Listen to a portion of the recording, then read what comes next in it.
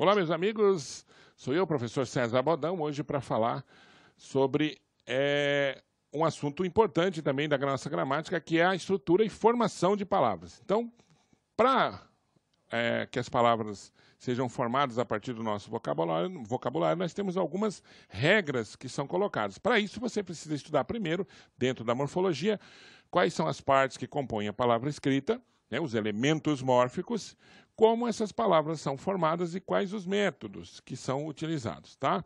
Então vamos aqui, começando. Estrutura e formação de palavras, esse para o concurso da VUNESP, ok? Então tá lá, estrutura e formação de palavras, primeiro. Moçada, uma palavra quando é escrita, ela não é inteira. Ela não é inteira.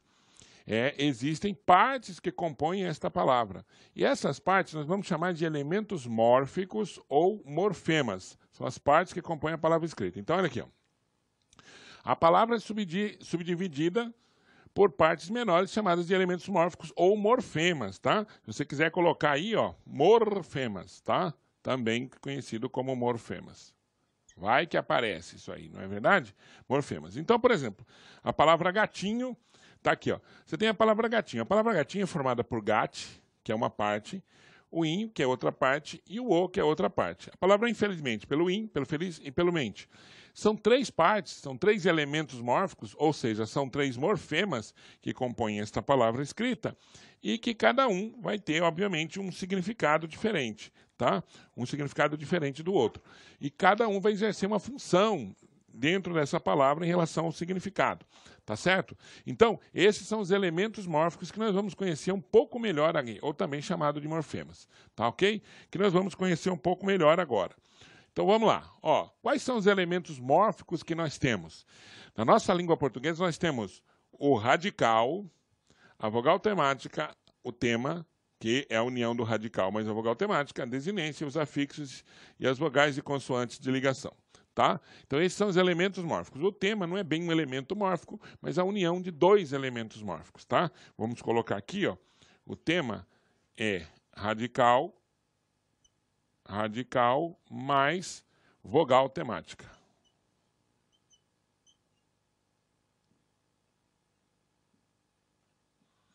Tá ok? Radical mais vogal temática. Desculpa, esse é o nosso tema, ok? Então, vamos lá.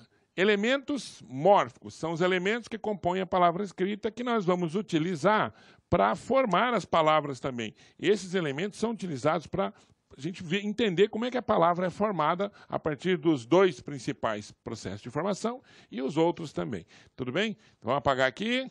Vamos lá. Olha só. Então, tá aqui. Primeiro, radical. Gente, você já ouviu falar aquela palavra, aquela pessoa que é radical? Aquela pessoa que é radical, ela não muda de jeito nenhum.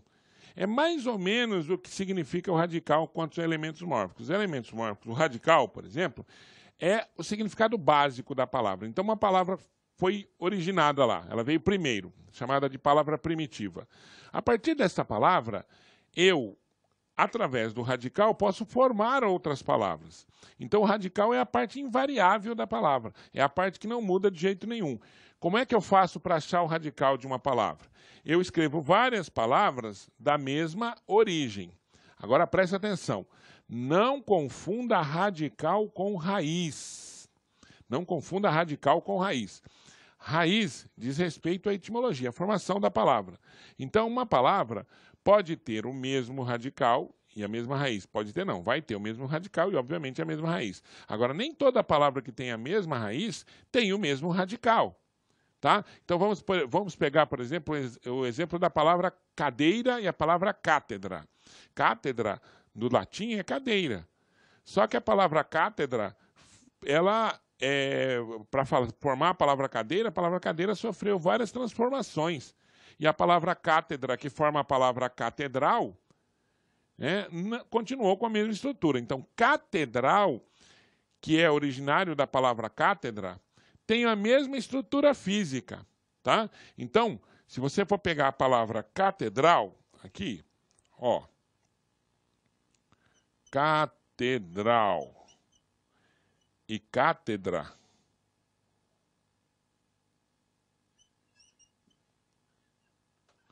notem que o radical aqui, ó, o radical é o mesmo, tá?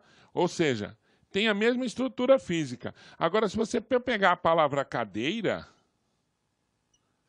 que tem a mesma origem, ou seja, a mesma raiz, não tem o mesmo radical, não tem a mesma estrutura física. Então, para ter o mesmo radical, é necessário que a palavra tenha a mesma estrutura física básica. Vamos entender isso. Ó, a palavra pedra, a palavra pedreiro e a palavra pedrinha, e a palavra apedrejar e a palavra pedreira, são todas palavras, Pedro, são todas palavras que têm o mesmo radical. Ou seja, a mesma parte fundamental, ó, igual, tá? Então, para eu achar o radical de uma palavra, eu preciso escrever várias palavras com a mesma estrutura, com a mesma origem. Com a mesma estrutura, com a mesma origem não, com a mesma estrutura. E aí, a estrutura que não se modificou, ou que se modificou pouco, dependendo da palavra, algumas palavras elas sofrem algumas pequenas modificações em função de questões sintáticas, organizacionais e questões fonéticas, né? Apenas para manter ou para se adequar ao padrão da língua. Mas a maioria vai manter a mesma estrutura. E essa mesma estrutura é que eu vou chamar de radical, tá? Então, o radical mantém a mesma estrutura da palavra, tá ok? É só você escrever várias palavras da mesma origem e você vai encontrar o radical da palavra. Tudo bem? Então, radical é a parte invariável da palavra. E aí? Aí vem a vogal temática.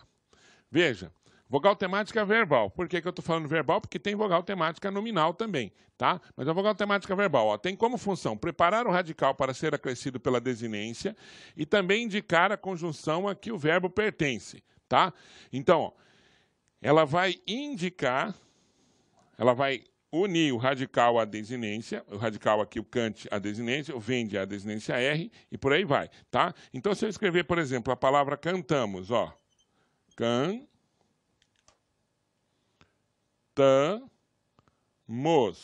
Tá vendo? Não dá para ligar esse radical a essa desinência mos sozinho, não tem como ligar diretamente, porque eu vou ter duas consoantes sem uma vogal no meio. E esse padrão não existe na nossa língua. Então, é preciso que a gente coloque a vogal temática aqui. Mais do que isso, a vogal temática também vai indicar a conjugação do verbo, tá? Conjugação verbal. Ou seja, eu tenho 3 tipos de conjugação. Quando termina em ar, eu tenho primeira conjugação. Tá? Se terminar em er, eu tenho segunda conjugação. E se terminar em ir, eu tenho terceira conjugação. Agora, uma coisa importante é o seguinte. Ó, se você disser assim, ó, eu canto, qual é o radical de canto? Qual é o radical? Para achar o radical, você precisa colocar o verbo nessa forma nominal aqui, na forma normal, sem estar conjugado. A gente chama de infinitivo, no infinitivo. Então, quando eu falo eu canto, eu tenho que falar, mas o canto vem do verbo cantar. Então, qual a vogal temática? É o A. Por exemplo, ó, eu cantei. Eu cantei. Qual a vogal temática de cantei? É o A. Por quê? Porque quando eu falo eu cantei, eu tenho que colocar o verbo cantar na forma nominal. Tá? Eu cantei vem do verbo cantar. Então é o A. Por exemplo, eu perdi. Eu perdi, o I é vogal temática de perdi? Não. Perdi vem do verbo perder. Então a vogal temática é E. Tá? Eu vendi. Verbo vender. Tá? Agora, eu parti. Qual que é a vogal temática? É o I, porque partir vem do verbo partir mesmo. Tá? Agora, se eu falar assim, que ele parta, a vogal temática é o A? Não, é o I, porque eu tenho que colocar o verbo no infinitivo partir. Beleza? Tranquilo? Então, a vogal temática serve para isso. Ela une o radical à desinência e também serve para indicar a conjugação verbal. Primeira, segunda ou terceira conjugação. Tudo bem? Beleza? Então, vamos lá. Vamos para a próxima, que é aqui, ó, o tema. O tema, na verdade, é a união do radical com a vogal temática, tá? Então, chorar é o verbo, tá? Chorar é o verbo. Então, quando eu falo aqui, aqui está errado, tá, gente? Aqui, ó. Chora, aqui é A, tá? Então, chorar não vem chora, não vem do verbo chorar? Então, chora é o tema, porque é a união do radical. E olha, para eu achar o radical de um verbo, é só você tirar, colocar na forma normal, ó. Chora vem do verbo chorar. Você coloca o chora aqui e tira o ar. Essa parte que sobra aqui é o radical. O radical mais a vogal temática de chorar, chora, é o tema. Mesma coisa de canta. Canta vem do verbo cantar, não é isso? Aqui, ó. Vem do verbo cantar. Tira o ar, o que sobra é o radical. Tudo bem? O que sobra é o radical. Então, o radical é essa parte e essa outra parte é a vogal temática mais a desinência. O tema é exatamente o radical mais a vogal temática.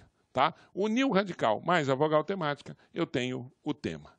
Tudo bem? Então, o tema é só isso, é tranquilo, não tem muito o que verificar, tá? Só arruma aqui, ó, tá certo? Que não é o, é a. Vamos arrumar aqui ao vivo e a cores. Aqui, vamos colocar aqui, vamos tirar aqui. Opa! Aí! Pronto. Tá? Prontinho, salvamos. E vamos continuar aqui, tá? Então tá aí. Chora e canta, ok? Beleza, vamos para frente aqui. Então, agora as desinências. Bom, gente, a desinência tem uma função importante na palavra que ela serve para indicar as flexões. Tá? As flexões. Então, se for no nome, numa palavra que não é verbo, então toda vez que nós falarmos de nome, nós estaremos falando de palavras que não são verbos. Então, em nomes, em palavras que não são verbos, a desinência serve para indicar número e gênero. Gênero e número, masculino e feminino, singular e plural. Em desinências verbais, elas vão indicar tempo, modo, pessoa. Tá? Elas vão indicar tempo, modo, pessoa e e o número, tá? Singular e plural. Então, tempo, modo, número e pessoa. Tudo bem? Então, no nome vai indicar gênero e número, masculino, feminino, singular e plural. E no verbo, eu vou ter pessoa, eu vou ter número, eu vou ter tempo e eu vou ter modo. Pessoa, número, tempo e modo. Tudo bem? Então, vamos lá. Olha lá. Desinência nominal, aquela que está no nome, que a gente acabou de falar, indicam gênero e número. Moçada, falou em gênero, você está falando de quê? De masculino e feminino. E falou em número, você está falando de quê? Singular e plural, tá? As desinências de gênero são a e o, normalmente, são a e o. E as desinências de número são o s, para o plural. E quando é singular? Obviamente, a ausência do s. Tá? Então, quando você tem plural, você coloca o S. Quando você tem singular, obviamente, você tem que tirar o S. É a ausência do S que vai indicar singular. Tá? Bom, quando eu falo gato, presta atenção. Como é que eu sei que este O é uma desinência que indica gênero? Porque eu posso fazer a oposição gato, eu posso fazer a oposição gata. Tá vendo? Esse O e esse A aqui são desinências que indicam gênero. Por quê? Porque uma me indicou o masculino e a oposição, que é o A, me indicou o feminino. Esse é o teste que você tem que saber, tem que fazer, ok? Já, gatos, o que eu fiz? Eu acrescentei uma outra desinência que é para o plural. Então, quando acontece isso aqui, ó, de eu ter apenas o O indicando o gênero, eu tenho que fazer a oposição gato, gata, para eu saber que esse O está em oposição ao A, portanto, ela é uma desinência que indica gênero. E eu tenho que dizer, isso aqui é uma desinência de masculino singular. Aqui eu vou dizer uma desinência de masculino plural, porque o S é uma desinência que indica plural. Então, ó, as desinências indicam o quê? Elas vão indicar para mim qual é a flexão que a palavra está sofrendo. De que natureza é essa flexão que a palavra está sofrendo? Se é uma flexão de gênero, se é uma flexão de número, no caso dos verbos de modo, de tempo, tá? E de pessoa, além de número. Tudo bem? Então, no no nome, numa palavra que não é verbo, eu sei disso. Por exemplo, ó, menino, menina. Então, o O do menino é uma desinência. O A da menina também é uma desinência. Agora, você fala assim, porta. A palavra porta, ou a palavra porta, né? A palavra porta, porta, é uma palavra que é feminina, esse A indica uma desinência feminina ou não? Vamos lá, existe porta e existe a porta e o porto, que é o masculino de porta. Não. Então, nesse caso, esse A não está indicando, ele não é uma desinência que indica o feminino, tá? Para eu fazer a desinência, para eu ter a desinência, eu preciso fazer essa oposição do masculino com o feminino. Por exemplo, o porco, a porca, esse O é desinência e o A também é desinência. Tudo bem? Beleza? Vamos agora, então, às desinências verbais. Está aqui. Quais são as desinências verbais? No verbo, a desinência vai indicar para mim, ó, tempo, modo, pessoa e número. Quando eu falo tempo, presente, passado, futuro. Quando eu falo modo, indicativo, subjuntivo ou imperativo. Quando eu falo número, singular e plural. Quando eu falo pessoa, primeira, segunda e terceira pessoa. Então, vamos aqui verificar uma, ó. Cante. Cante é o radical. Como é que eu sei? Vem do verbo cantar, tiro o ar, o que sobra é o radical. Bom, se é do verbo cantar, então esse A é uma vogal temática. Se fosse o verbo sofrer, o E seria a vogal temática, tá? Agora, olha esse vá aqui, ó, de cantávamos. Vamos colocar a palavra aqui para você visualizar, ó. Cantávamos. Tá vendo aqui, ó, em cantávamos, tá? Eu tenho aqui, ó, o cante, que é o radical, o A, que é a vogal temática, e esse vá aqui, ó, primeiro, que é esse aqui, certo? Esse vá. Tá vendo? DMT significa desinência modo temporal. Por que ela é modo temporal? Porque ela vai aparecer só no tempo pretérito imperfeito do indicativo. Só. E aí, moçada, você precisa dar uma estudada lá nos tempos verbais, tá? Então, aqui, ó, esse vá não aparece em todos os tempos, ela só aparece num tempo. Tá? E esse moço é desinência número pessoal. Por que desinência número pessoal? Porque ele só vai indicar a primeira pessoa do plural. Tá? Primeira pessoa do plural. Toda vez que tiver a primeira pessoa do plural, eu tenho esse moço. Então é assim, olha, vamos verificar da seguinte forma. A desinência modo temporal, ela vai aparecer só num tempo, não aparece sempre. A desinência número pessoal, ela aparece sempre, porque todos os tempos, em todos os tempos, eu tenho primeira pessoa do plural, certo? Agora, nem todos os tempos tem o vá, só tem o vá, o pretérito imperfeito do subjuntivo, do indicativo, desculpa, tá? Só pretérito imperfeito do indicativo, beleza? Então, o pretérito imperfeito é esse vá. Número pessoal é esse moço aqui. Tudo bem? Beleza? Então, ó, essa é uma desinência que, agora, dificilmente você vai encontrar questões que peçam ainda desinência modo temporal, desinência número pessoal. Você precisa saber, na verdade, aqui, qual é a desinência, tá?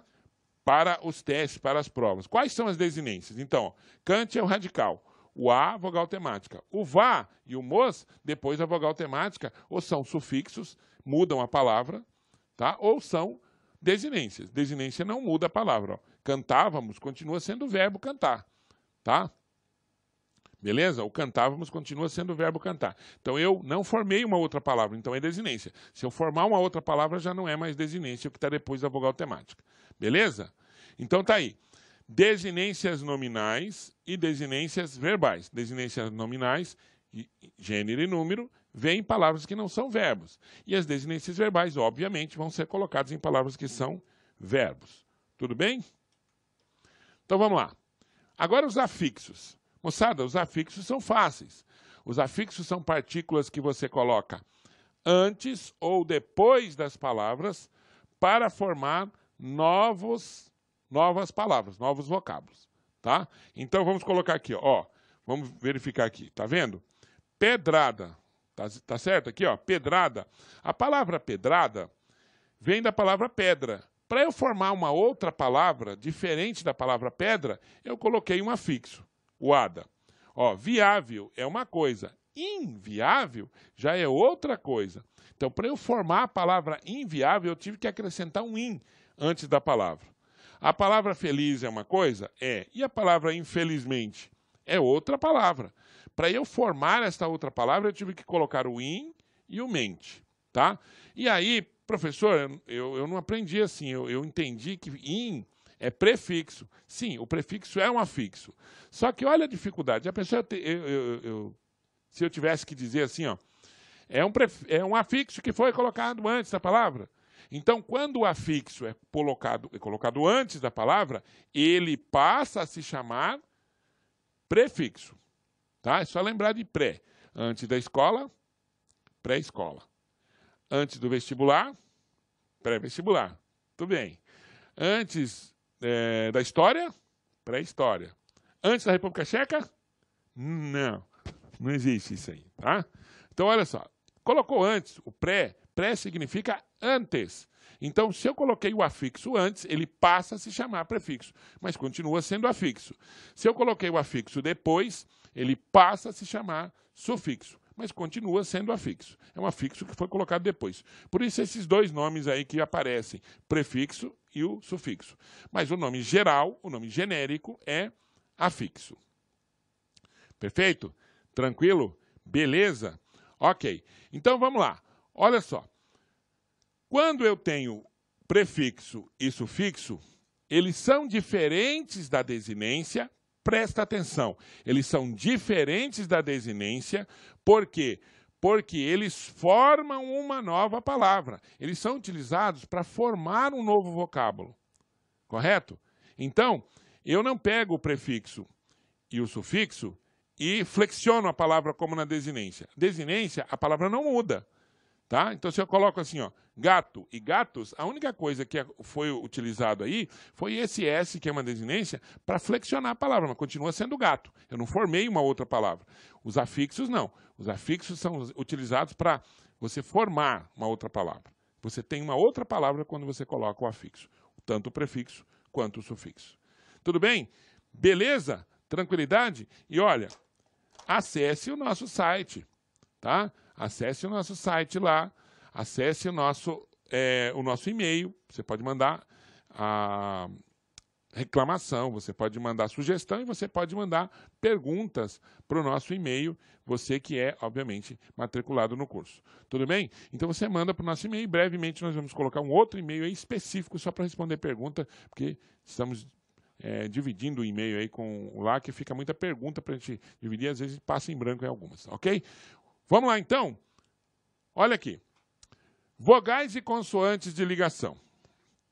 Vejam bem, as vogais e consoantes de ligação são usados quando não há uma vogal específica. Quais são as vogais específicas? Lembra da vogal temática? A vogal temática, ela é uma vogal que serve para unir duas palavras, quando existe vogal. Agora, quando não existe vogal, você precisa colocar, ó, tá? Você precisa colocar uma vogal no meio. Então, aqui, silvícola é formado por duas partes, silve e o cola.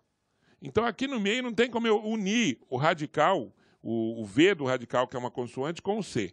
Tá? Então, isso aqui é apenas em termos de informação. Tá? Dificilmente isso você vai pedir, mas se pedir, você já sabe o que é uma vogal ou consoante de ligação. Então, a vogal de ligação, ó, café mais cultura. Não tem jeito de eu falar café cultura. Então, eu vou falar café e cultura. Por exemplo, não tem jeito de eu falar gás mais metro. Então, eu vou falar gasômetro, eu coloco um O ali no meio, que é exatamente uma vogal de ligação. Ó, chá mais eira. Não tem eu falar, eu vou pegar e vou ferver a água na chaeira. Não, eu vou ferver a água na chaleira. Eu coloco esse L no meio para ligar o chá mais o eira. Agora, esse é um estudo muito mais profundo, que você não precisa necessariamente fazer aqui. Tá? Nós estamos falando porque, se você for perguntado sobre o que é uma consoante e uma vogal de ligação, você já tenha pelo menos a noção do que seja. Mas esse estudo é um estudo de, assim, um semestre, só dessa parte, para você estudar a etimologia das palavras, saber os sufixos, né? Quais são os sufixos e saber quais são os radicais e quando é um radical e quando é outro, e quando não dá para ligar, tá? Mas, a grosso modo, aqui o que nós precisamos saber é que vogal de ligação é uma vogal que liga duas partes que são impossíveis de serem ligadas sozinhas. É necessário um auxílio, e esse auxílio é a vogal de ligação ou a consoante de ligação. Tá bom? Beleza? Tranquilo? Ok. Vamos lá, então, agora para os processos de formação de palavras, tá? Na verdade, esta primeira parte é mais a título de informação. Você precisa ter uma base para você entender um pouco a questão dos processos de formação de palavras. Ó, há dois processos que são básicos e outros que são secundários. Dois processos básicos e outros secundários. Quais são os processos básicos que nós temos? Nós temos dois processos básicos, um chamado de derivação e outro chamado de composição. Então, vamos lá. O que seria derivar uma palavra? Você sabe quais são os derivados do leite? Quais são os derivados do leite? Os derivados do leite são o queijo, ele foi feito a partir do leite, né? O queijo, a coalhada, o que mais que são derivados do leite? A manteiga, né? Então, são formados a partir do leite. Então, você vai ter uma palavra derivada quando você formar uma palavra a partir de uma outra que já existe. Então, eu tenho uma palavra e eu formo uma a partir dessa que já existe. Essa é uma palavra derivada. Quando eu pego duas ou mais palavras e uno, eu não derivo nenhuma e nem outra, eu faço a união de duas ou mais palavras, então eu tenho uma palavra composta, eu tenho uma composição. Tá? Então, essa é a diferença, é isso que nós vamos ver agora. Esses dois processos são os principais processos de formação de palavras que nós temos. Ok? Então, vamos lá. Primeiro. Opa, voltamos aqui, né? Aqui. Primeira derivação. Vejam bem, como nós acabamos de falar, é o processo pelo qual palavras novas, que são derivadas, são formadas a partir de outras que já existem. São chamadas primitivas. Então, eu tenho uma que já existe e, a partir dela, eu faço uma outra. Tudo bem?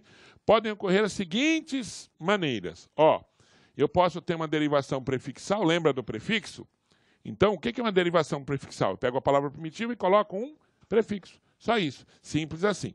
Sufixal, prefixal e sufixal e parassintética, essas duas você precisa saber a diferença. Regressiva e imprópria, tá? Então, são 6 tipos, basicamente, que eu tenho que saber a partir de agora, tá?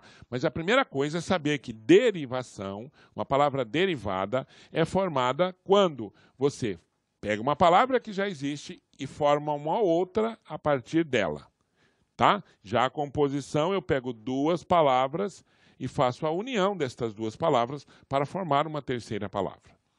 Tudo bem? Tudo tranquilo? Então, vamos lá. Primeira coisa, derivação prefixal. Então, como o próprio nome está dizendo, eu já sei que é uma derivação, que a derivação é formada a partir de uma palavra que já existe. Então, eu pego uma palavra que já existe e coloco um prefixo. Por exemplo, fazer. A palavra fazer é uma palavra. Se eu colocar, é óbvio que é uma palavra. Se eu colocar o des antes da palavra fazer, eu formo uma nova palavra a partir da palavra fazer, colocando um prefixo, que é o des. A palavra útil, eu formo uma outra palavra colocando um prefixo, o in, inútil. Tá? Por exemplo, eu posso usar o re também. Tá? Então, eu falo assim,